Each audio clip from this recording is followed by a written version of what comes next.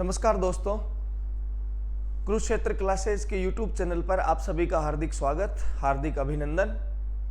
Army के अंदर जो जीके के प्रश्न पूछे जाते हैं उनकी टेस्ट सीरीज अपनी चल रही थी, क्वेश्चन सीरीज, और हमने उसमें लगभग प्राचीन भारत के संपूर्ण जो प्रश्न, महत्वपूर्ण प्रश्न थे वो सोल्व किए हैं। अब हम मध्यकालीन भारत के पूरा संपूर्ण मध्यकालीन भारत, मतलब इसके अलावा आपको मध्यकालीन भारत का एक प्रश्न भी याद नहीं करना है, इनसे कुछ बाहर नहीं जाएगा। मात्र 30 प्रश्न है जो आप आसानी से याद कर सकते हो। तो देखिएगा, स्टार्ट करते हैं अपन। तराइन का प्रथम युद्ध कब लड़ा गया? कई बार पूछा गया आर्मी के अंदर। देखो, मैं आपको पहले इसके बारे में हल्का बहुत बता देता हूं कि जो तराइन नामक जगह है, यह है कहां पे? हरियाणा के अंदर। तराइन कहां है? हरियाणा के अंदर। तराइन के मैदान में कुल दोस्तों 3 युद्ध लड़े गए। टोटल कितने? 3। ये कौन से के बारे में पूछ रहा है? पहले युद्ध के बारे में, कि तराइन का प्रथम युद्ध कब लड़ा गया था। तराइन का जो पहला युद्ध है दोस्तों, वो 1526 ईस्वी के अंदर, तराइन का जो पहला युद्ध है वो 1191 के अंदर लड़ा गया था। ठीक है, 1191 में किस किस के बीच लड़ा गया था? तो हम यूं कह सकते हैं कि एक तो अपने गजनी के लुटेरा मोहम्मद गोरी, और एक अपने हिंदुस्तान के राजा पृथ्वीराज चौहान। उस समय भारत के राजा कौन थे? पृथ्वीराज चौहान। ध्यान रखना, पृथ्वीराज चौहान भी कौन से थे? थर्ड थे। तो जो तराइन का पहला युद्ध है वो 1191 में लड़ा गया, और किस किस के बीच? तो मोहम्मद गौरी और पृथ्वीराज चौहान के बीच। आपको यहीं से थोड़ा बहुत और ध्यान रखना है। 1192 ईस्वी में तराइन का सेकेंड वॉर लड़ा गया था, दूसरा युद्ध। और जो ये युद्ध है वो भी अपना, इसमें भी एक तरफ तो गजनी का जो लुटेरा है मोहम्मद गौरी वर्सेस पृथ्वीराज चौहान थर्ड, और वो कब लड़ा गया? 1192 के अंदर। ठीक है, ऐसे हमें ध्यान रखना है। 1526 के अंदर कौन सा युद्ध लड़ा गया था? तो 1526 के अंदर लड़ा गया था पानीपत का युद्ध। कौन सा युद्ध? पानीपत का। पानीपत के मैदान में टोटल 3 युद्ध लड़े गए थे, और 1526 में जो लड़ा गया था वो कौन सा था? पहला युद्ध था। तो आपको इस प्रकार याद रखना है कि तराइन का प्रथम युद्ध कब लड़ा गया था? 1191 में। आगे चलिएगा अगले वाले प्रश्न की ओर। दिल्ली पर राज करने वाला प्रथम मुस्लिम शासक कुतुबुद्दीन ऐबक किस वंश का था? अभी मैंने आपको बताया कि 1192 के अंदर तराइन का द्वितीय युद्ध लड़ा गया, और उस युद्ध में मोहम्मद गौरी जीत जाता है। यहाँ से भारत से लूटपाट करके वो तो वापस गजनी चला जाता है, और मोहम्मद गौरी पीछे अपना कुतुबुद्दीन जो ऐबक है, कुतुबुद्दीन ऐबक जो है, ध्यान रखना, गौरी का गुलाम था। गौरी का क्या था? गुलाम था। तो ये बताओ कौन से वंश से रिलेटेड हुआ? गुलाम वंश से रिलेटेड हुआ। ठीक है, तो हम क्या कह देंगे? गुलाम वंश। तो आप थोड़ा ध्यान रखना, कुतुबुद्दीन ऐबक कौन से वंश से था? गुलाम वंश से था, गुलाम। आगे चलिएगा। कुतुब मीनार का निर्माण किसने करवाया? खैर, नाम से स्पष्ट है, कुतुब मीनार, मतलब इसका आंसर क्या होगा? कुतुबुद्दीन ऐबक।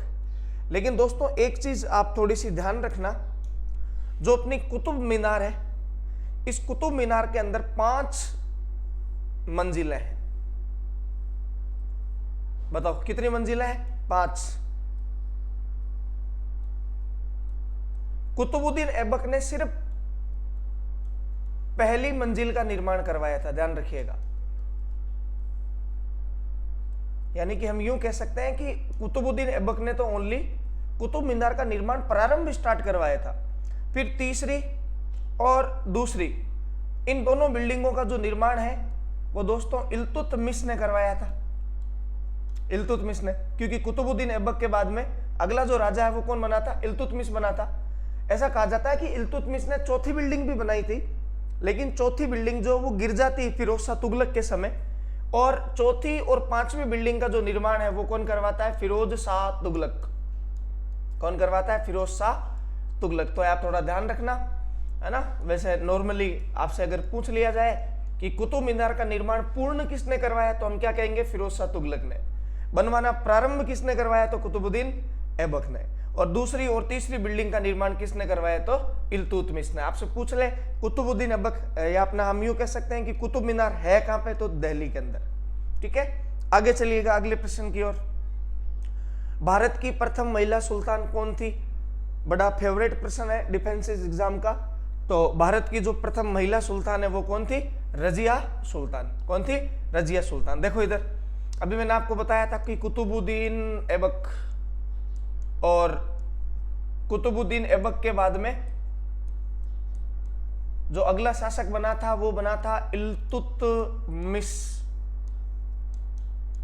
और इल्तुतमिश की जो बेटी है उसका नाम था रजिया सुल्तान। क्या नाम था? रजिया सुल्तान था। ध्यान रखना दोस्तों, भारत की गद्दी पर राज करने वाली प्रथम जो महिला शासिका है या प्रथम जो महिला सुल्तान है वो कौन थी? रजिया सुल्तान थी। और रजिया सुल्तान किसकी बेटी थी? इल्तुतमिश की। हालांकि इनका शासनकाल लंबे समय तक नहीं चल पाया, क्योंकि उस समय के जो समाज था उसके अंदर कुछ प्रथाएं चली आ रही थी, और उन प्रथाओं का रजिया सुल्तान ने विरोध किया था। जैसे कि आपको पता है एक प्रथा थी, और उस प्रथा का नाम था पर्दा प्रथा, यानी कि जो महिलाएं हैं, स्पेशली जो मुस्लिम महिलाएं हैं, उनको बुरखे के अंदर यानी कि पर्दे के अंदर रहना होता था। लेकिन रजिया सुल्तान इन सब का विरोध करती है, टोपी लगा के और आदमियों जैसे कपड़े पहन के, पुरुषों जैसे कपड़े पहन के दरबार में आती है, तो पूरा दरबार इनके खिलाफ हो जाता है, और एक दिन रजिया सुल्तान की दिल्ली से बाहर हत्या कर दी जाती है। ठीक है, तो भारत की प्रथम महिला सुल्तान जो है वो कौन थी? कर्पूरी देवी थी। आगे चलिएगा, अगला प्रश्न, भारत की पहली मस्जिद कौन सी थी? अब देखो, एक तो नॉर्मल वे में आपको ये पता ही होना चाहिए कि भारत पर राज करने वाला जो पहला राजवंश था, मैंने आपको अभी बताया था गुलाम वंश। भारत पर राज करने वाला पहला जो मुस्लिम वंश है वो कौन सा था? गुलाम वंश था। और गुलाम वंश जो है इसका पहला शासक कौन था? तो कुतुबुद्दीन ऐबक था। कुतुबुद्दीन ऐबक किसका गुलाम था? मोहम्मद गोरी का गुलाम था। ये जो कुतुबुद्दीन ऐबक है, जब इसका भारत पर अधिकार हो गया पृथ्वीराज चौहान को हराने के बाद तराइन के द्वितीय युद्ध में, तो कुतुबुद्दीन ऐबक ने, दोस्तों ध्यान रखना, दिल्ली के अंदर एक मस्जिद का निर्माण करवाया, और बाद में एक मस्जिद का निर्माण इन्होंने कहां करवाया? अजमेर के अंदर। देखिएगा, दिल्ली के अंदर जिस मस्जिद का निर्माण करवाया गया था वो कौन सी थी? कुवत उल इस्लाम। दोस्तों ध्यान रखना, ये भारत की पहली मस्जिद थी। इससे पहले भारत के अंदर कोई मस्जिद नहीं थी।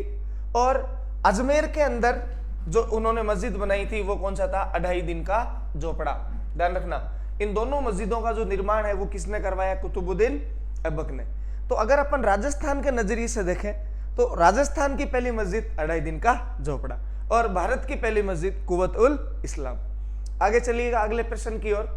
इक्ता प्रथा किस शासक ने चलाई? पहले तो आप देखो, थोड़ा समझ लो कि इक्ता प्रथा का मतलब क्या होता है। देखिएगा, राजा महाराजाओं के क्या हुआ करती थी? सेना, युद्ध लड़ने के लिए। सेना में कौन होते? सैनिक। सैनिकों को काम करने के बदले क्या मिलती थी? तनख्वाह। या हम यूं कह सकते हैं कि सैनिकों को क्या मिलता था? वेतन मिलता था। लेकिन दोस्तों, इल्तुतमिश ने कहा कि जो भी सैनिक सेना के अंदर काम करेंगे उनको मैं वेतन नहीं दूंगा, वेतन के बदले भूमि दूंगा, यानी कि तनख्वाह के बदले क्या दूंगा? जमीन दूंगा। तो वही जो है कौन सी प्रथा है? इक्ता प्रथा। और इक्ता प्रथा जो वो किसने चलाई थी? इल्तुतमिश। आप ध्यान रखना, इक्ता प्रथा का मतलब क्या होता है कि वेतन के स्थान पर, वेतन के स्थान पर क्या देना? भूमि देना। वेतन के स्थान पर क्या देना? भूमि देना। ये किस प्रथा का मतलब होता है? इक्ता प्रथा। आगे चलिएगा अगले प्रश्न की ओर। चालीसा का गठन किसने किया? दोस्तों एक्चुअल में चालीसा है क्या? जैसे अभी अपना भारत देश और भारत देश के प्रधानमंत्री जो है नरेंद्र मोदी, तो नरेंद्र मोदी को देश को चलाने के लिए क्या चाहिए? एक मंत्रिमंडल चाहिए जिसमें मंत्री होते हैं, लोकसभा राज्यसभा चाहिए, तभी तो एक देश का शासन जो है वो सुचारू रूप से संचालित किया जा सकता है। ठीक उसी प्रकार उस समय जो राजा, और अगर राजा को अपने प्रशासन को अच्छे से चलाना है तो उसमें क्या होने चाहिए? प्रशासनिक अधिकारी होने चाहिए। तो एक सुल्तान थे इल्तुतमिश, इन्होंने प्रशासनिक सुधार हेतु इल्तुतमिश ने 40 अमीरों का समूह बनाया था। प्रशासनिक सुधार हेतु इन्होंने क्या किया, 40 अमीरों का क्या बनाया था, समूह बनाया था। 40 अमीरों का बताओ क्या बनाया था, समूह बनाया था। और उस 40 अमीरों के समूह को ही बताओ किस नाम से जाना गया, चालीसा के नाम से। अब आप ध्यान रखना, यहाँ पे अमीर, अमीर का मतलब वो नहीं है पैसे वाले लोग या लखपति लोग, यहाँ पे अमीर का मतलब है सरदार या सामंत, ठीक है। तो चालीसा जो है वो किसने चलाया था, इल्तुतमिश ने। चालीसा क्या था, 40 सरदारों या 40 अमीरों का समूह था। हालांकि इसी चालीसा ने आगे इल्तुतमिश की हत्या कर दी थी। तो आगे चलिएगा अगले प्रश्न की ओर। सर्वप्रथम घोड़ों को दागने की प्रथा किसने प्रारंभ की। दोस्तों होता क्या था कि प्राचीन जमाने के अंदर सेना के अंदर घुड़सवार होते थे, एक पैदल सैनिक होते थे। जिस सेना में जितने घुड़सवार ज्यादा होते उसकी जीतने की संभावना उतनी ज्यादा होती थी। घोड़ों का बहुत महत्व था। तो अलाउद्दीन खिलजी ने देखा यार ये घोड़े घोड़ी चोरी हो जाते हैं, और चोरी हुए तो ठीक, उसके साथ में लोग बाग जो है एक दूसरे के ऊपर आरोप लगाते हैं कि ये घोड़ा मेरा, ये घोड़ा मेरा, क्योंकि घोड़े का कोई आधार कार्ड तो होता नहीं बेचारे का। तो इसलिए आप ध्यान रखना, अलाउद्दीन खिलजी ने क्या किया कि घोड़ों को दागने की, यानी कि घोड़ों के ऊपर एक मोहर लगाना स्टार्ट कर दी कि ये घोड़े जो है वो खिलजी साम्राज्य के, ठीक है। तो ये करने वाला कौन था, अलाउद्दीन खिलजी था। आगे चलिए, अमीर खुसरो जो है वो किसका दरबारी इतिहासकार था। तो दोस्तों अमीर खुसरो जो है वो किसका था, अलाउद्दीन खिलजी का था, ध्यान रखिएगा। आगे चलिएगा, अमीर खुसरो के बारे में आप एक दो छोटी सी चीजें और ध्यान रखना। अमीर खुसरो को तूती ए हिंद भी कहा जाता है।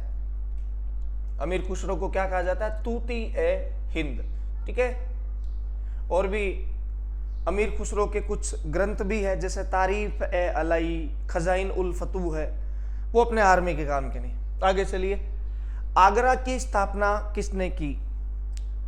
भाइयों आपको पता होना चाहिए कि आगरा जो है वो काफी लंबे समय तक मुस्लिम सल्तनत की राजधानी रही थी।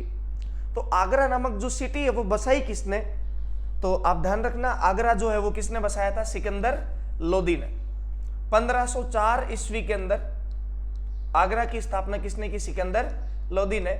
और सबसे पहले राजधानी भी आगरा को किसने बनाया, तो उसका आंसर भी सिकंदर लोदी है। आगे चलिए अगले प्रश्न की ओर। पानीपत का प्रथम युद्ध कब लड़ा गया। अभी हमने पहले पढ़ा था, पहले प्रश्न के अंदर, वो तराइन का युद्ध था। ये कौन सा है, पानीपत। देखो मैं आपको बता देता हूं कि पानीपत का जो मैदान है उसके अंदर टोटल 3 युद्ध लड़े गए हैं। कितने युद्ध लड़े गए, 3। पानीपत का फर्स्ट वॉर, पानीपत का सेकेंड वॉर और पानीपत का थर्ड वॉर। यहां हमें पूछा गया कि पानीपत का प्रथम युद्ध कब लड़ा गया, तो पानीपत का जो प्रथम युद्ध है वो 1526 के अंदर लड़ा गया। सेकेंड युद्ध 1556 के अंदर लड़ा गया, और थर्ड युद्ध जो है वो कब लड़ा गया, 1761 के अंदर। पानीपत का मैदान भी हरियाणा में स्थित है। पहला जो युद्ध था पानीपत का, वो आप ध्यान रखना, बाबर वर्सेस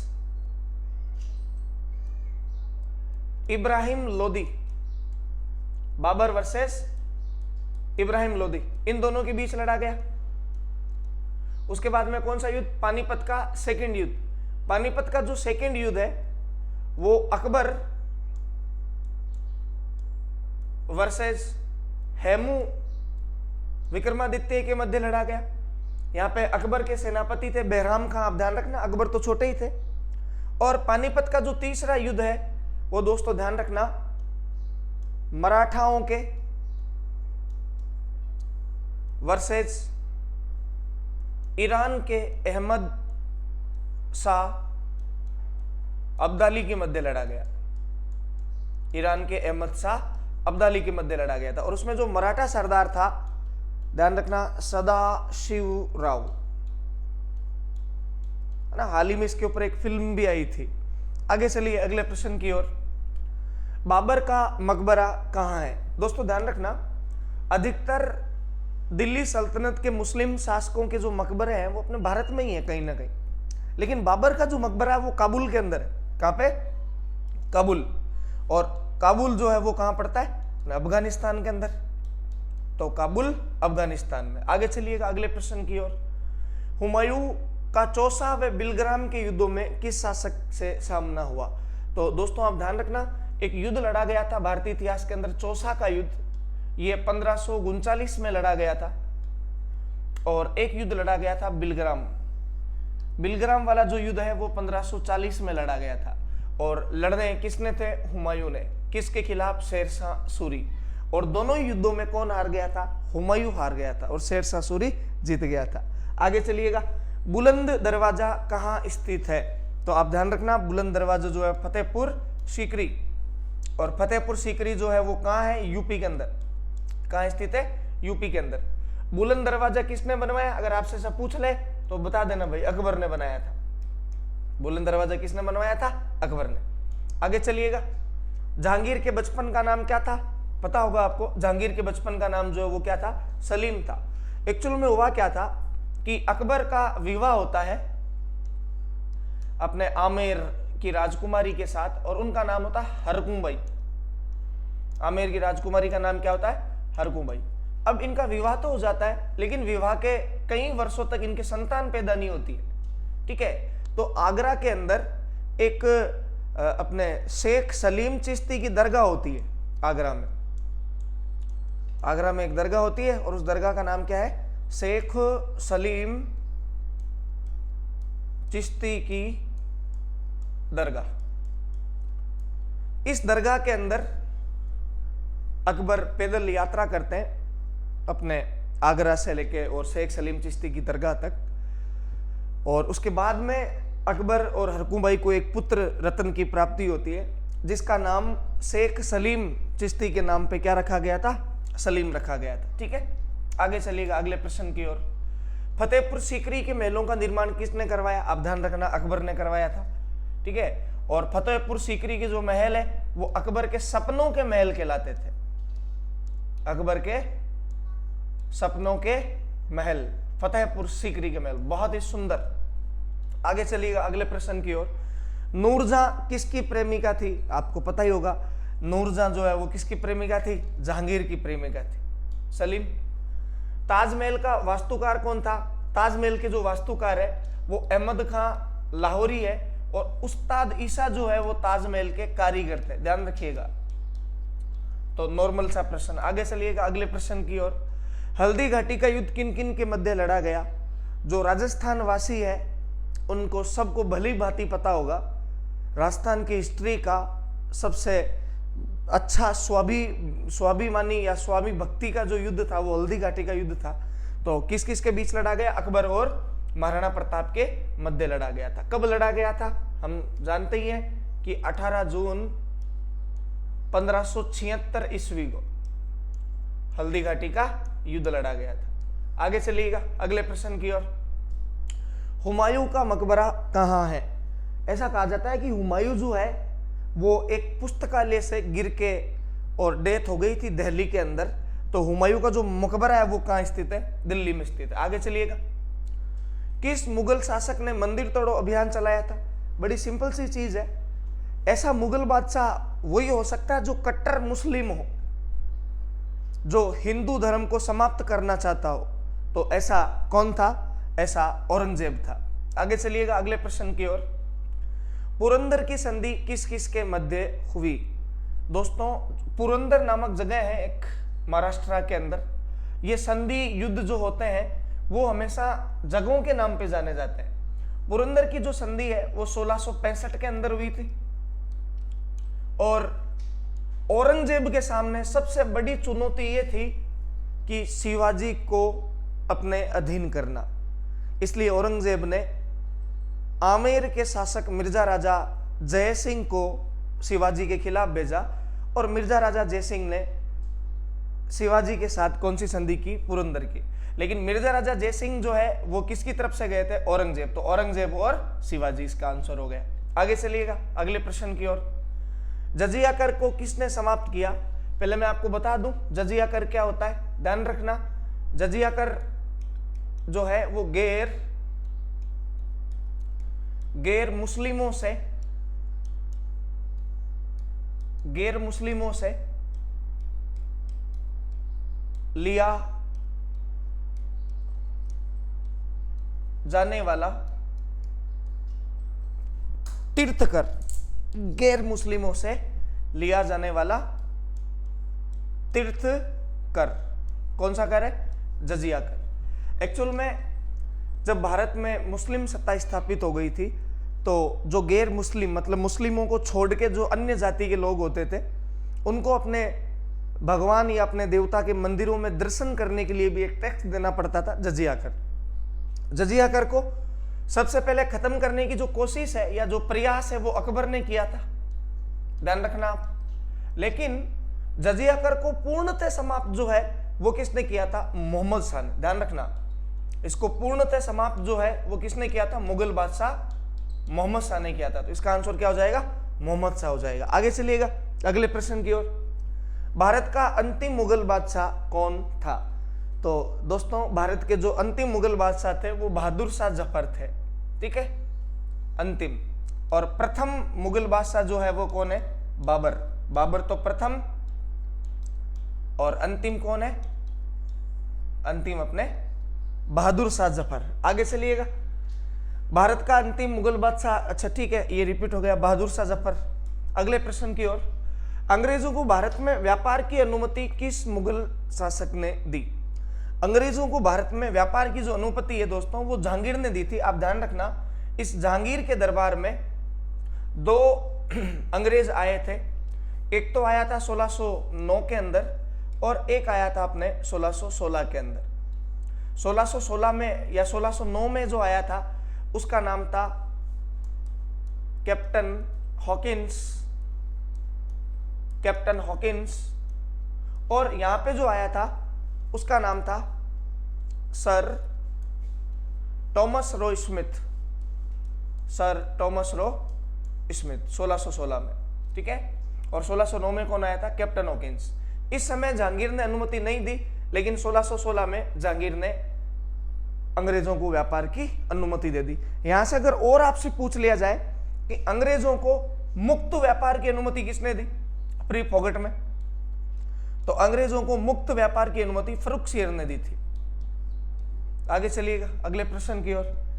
दिल्ली में लाल किले का निर्माण किसने करवाया? हम सभी जानते हैं कि अपना जो लाल किला है वो कहाँ स्थित है? दिल्ली के अंदर स्थित है। लेकिन ध्यान रखना, एक लाल किला आगरा में भी है। तो दिल्ली वाले लाल किले की बात हो रही है, किसने बनवाया था? शाहजहां ने। आगे चलिएगा, शाहजहां का मयूर सिंहासन किसके द्वारा लूटा गया था? शाहजहां का जो मयूर सिंहासन है वो दोस्तों नादिर शाह लूट के गया था। ये जो नादिर शाह है इसे ईरान का नेपोलियन कहा जाता है। बताओ कहां का नेपोलियन? ईरान का। क्योंकि वर्ल्ड के अंदर अभी तक जो भी लुटेरे हुए हैं उनमें से सबसे जो तगड़ा लुटेरा था वो नेपोलियन था। और ईरान का नेपोलियन कौन? नादिर शाह। नादिर शाह ने भारत पर अटैक किया था 1739 ईस्वी के अंदर। और उस समय अपने हिंदुस्तान के जो राजा है वो थे मोहम्मद शाह। कौन थे? मोहम्मद शाह थे। और इस समय नादिर शाह जो है वो मोहम्मद शाह से एक तो शाहजहां का मयूर सिंहासन लूट के ले गया, एक मोहम्मद शाह के पास में कोहिनूर हीरा था वो भी लूट के ले गया। लेकिन ऐसा कहा जाता है कि कोहिनूर हीरा लूट के ले गया कोई बात नहीं, क्योंकि इस हीरे की एक हिस्ट्री है कि अगर ये हीरा किसी पुरुष राजा के पास होता तो उसका साम्राज्य समाप्त हो जाता था, और अगर किसी महिला शासिका के पास होता तो उसका साम्राज्य दिन दुगुनी रात चौगुनी प्रगति करता था। आगे चलिए अगले प्रश्न की ओर। कोहिनूर का हीरा किस मुगल बादशाह के काल में निकला था? तो आप ध्यान रखना, शाहजहां के काल में निकला था। कोहिनूर का हीरा कहां से निकला था? गोलकुंडा की खान।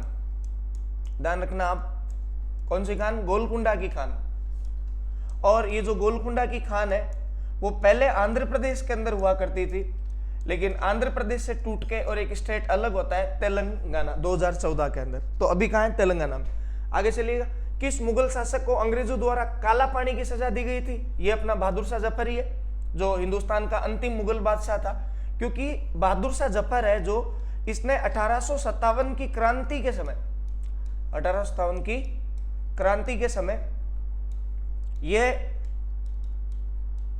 अंग्रेजों के खिलाफ हो जाता है और क्रांतिकारियों का साथ देता है। इसलिए क्रांति जब समाप्त हो जाती है तो अंग्रेज बहादुर शाह जफर को काला पानी की सजा देकर, कौन सी सजा?